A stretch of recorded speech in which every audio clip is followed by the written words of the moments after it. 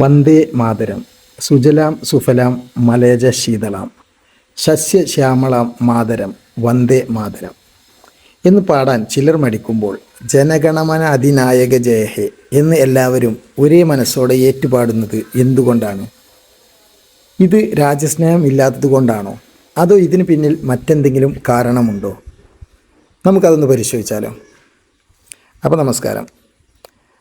നമ്മുടെ നാട്ടിൽ പലപ്പോഴും വലിയ രീതിയിൽ ചർച്ച ചെയ്യപ്പെടുകയും തെറ്റിദ്ധരിപ്പിക്കപ്പെടുകയും ചെയ്യുന്ന ഒരു വിഷയമാണിത്. ഇതിൻ്റെ യഥാർത്ഥ കാരണം വളരെ ലളിതമായി നമുക്ക് മനസ്സിലാക്കാം. ആദ്യമായി നമ്മൾ അറിയേണ്ടത് രാജ്യസ്നേഹവും ആരാധനയും രണ്ടാണ് എന്നതാണ്.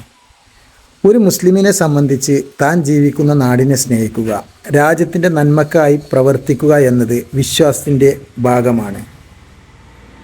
സ്വാതന്ത്ര്യ സമരത്തിൽ ജീവൻ നൽകിയ ധീരരായ മുസ്ലിം പോരാളികൾ ഇതിന് ഏറ്റവും വലിയ തെളിവുകളാണ്. അങ്ങനെയെങ്കിൽ എന്താണ് വന്ദേ മാതരത്തിലെ വിഷയം? വന്ദേ മാതരം എന്നാൽ അമ്മേ ഞാൻ അങ്ങയെ വന്ദിക്കുന്നു എന്നതാണ് അതിൻ്റെ അർത്ഥം.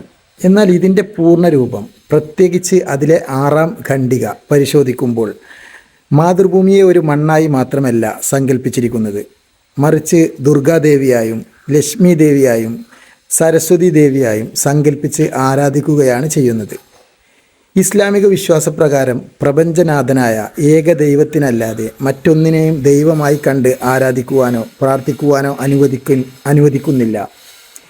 നാടിനെ സ്നേഹിക്കാനും ആദരിക്കാനും സന്തോഷത്തോടെ തയ്യാറാണെങ്കിലും ദൈവമായി കണ്ട് ആരാധിക്കാൻ വിശ്വാസം അനുവദിക്കുന്നില്ല എന്നത് മാത്രമാണ് ഇതിലെ ഏറ്റവും വലിയ വിയോജിപ്പ്.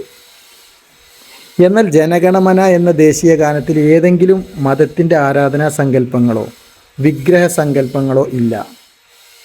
മറിച്ച് നമ്മുടെ രാജ്യത്തിൻ്റെ മഹത്തായ വൈവിധ്യത്തെയാണ് അത് അടയാളപ്പെടുത്തുന്നത്.